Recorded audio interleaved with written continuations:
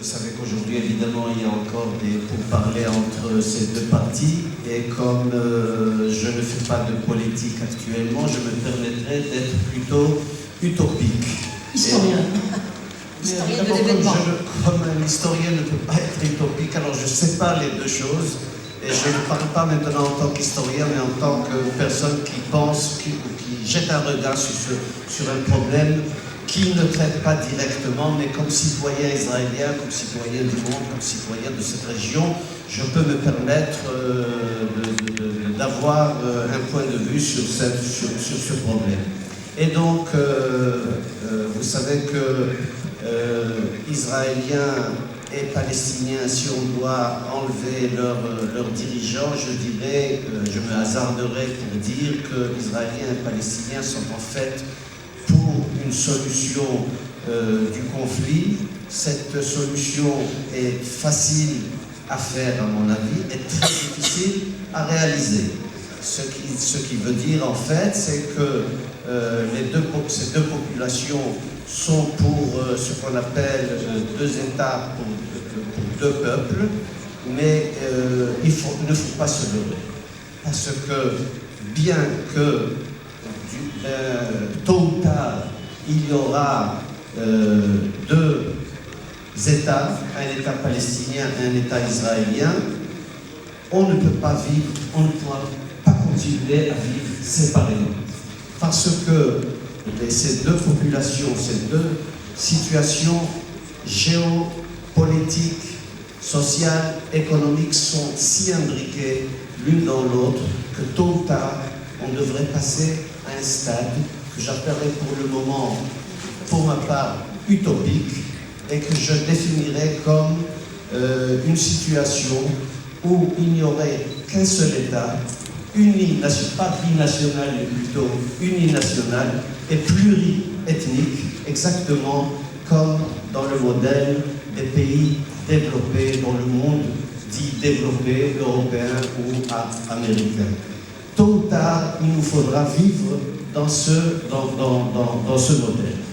Quant à problème de la contestation qui traverse tout ce bassin méditerranéen, Israël a connu en quelque sorte sa contestation en été 2012. Une contestation plutôt sociale, et plutôt sociale des classes plutôt moyennes, et pas des classes les plus défavorisées. Mais ce qui s'est passé, c'est quelque chose de très intéressant, parce que cette contestation a priori sociale a vite dévié vers une contestation politique, parce qu'on a dû faire le lien entre le social et le politique en disant Israël, ou le gouvernement israélien dépense des sommes exorbitantes sur des problèmes de sécurité ou militaire, alors que ces fonds pourraient être utilisés dans le domaine social. Je parlerai, étant donné que je suis au Maroc et je suis aussi originaire du Maroc, on a eu des contestations dans le passé, sociales dans ce passé. Ce n'est pas un hasard que ces deux contestations sociales qui se sont déroulées, l'une en 1958 à Wadi Salib, près de Haïfa, dans la ville de Haïfa, et plus tard, en 1972, les Panthères Noires à Jérusalem, ont été faites par des immigrants originaires pratiquement du Maroc. Et ce n'est peut-être pas un hasard. Ce qui n'est pas non plus un hasard, c'est que dans ces relations entre le Maroc et Israël, qui ont commencé, la majeure partie des personnes qui se trouvent devant moi ne le savent sûrement pas, mais les relations secrètes, discrètes, dans le domaine politique, diplomatique, entre Israël et le Maroc ont commencé en août 1963. Alors vous pouvez peut-être faire des constatations ou des devinettes pourquoi justement ça s'est passé en août 1963. À partir de cette date, les autorités marocaines ont pris une place importante dans les relations entre Israël et les Palestiniens. Et c'est grâce à ces relations aussi qu'ont été signés les accords de paix avec l'Égypte et plus tard avec la Jordanie. Ce qui fait que le Maroc a pris une place très importante dans l'histoire de cette région, dans l'histoire d'Israël et dans l'histoire des Palestiniens et des pays arabes qui entourent Israël. J'ai parlé d'utopie concernant les sociétés israéliennes et palestiniennes. Je ne dirais pas que c'est une utopie si maintenant je parlerai plutôt pas de la rive sud de la Méditerranée, mais plutôt de la rive nord de la Méditerranée. On sait qu'elle est en train de subir des changements radicaux. L'émigration non européenne vers l'Europe, aussi bien de pays du Maghreb que du Pakistan, de l'Inde, de la Chine, vont bouleverser la démographie européenne, et l'Europe ne sera plus jamais ce qu'elle a été.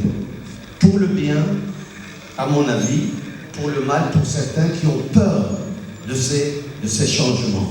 À mon avis, tel que j'ai parlé de ces relations entre Palestiniens et Israéliens dans l'avenir utopique, ce serait peut-être un peu moins utopique de dire que l'Europe de demain sera pluriethnique.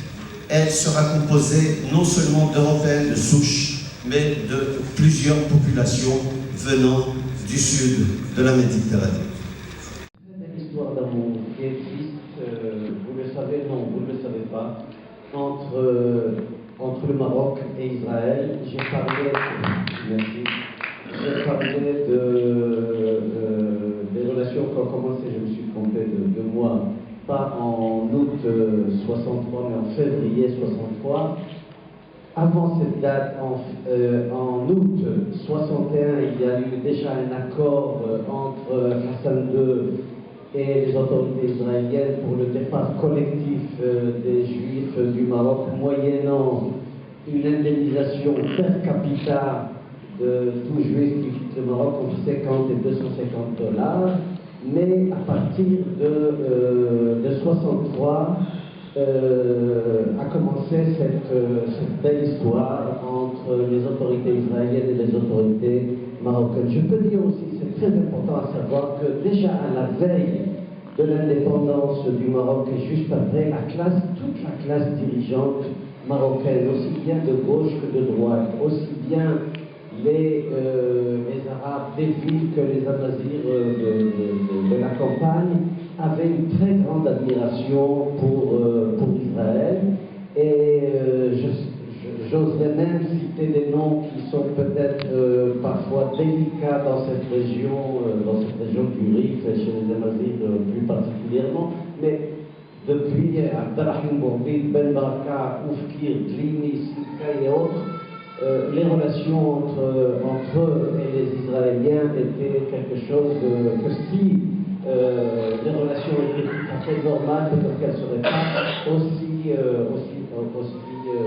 étroites, aussi amoureuses.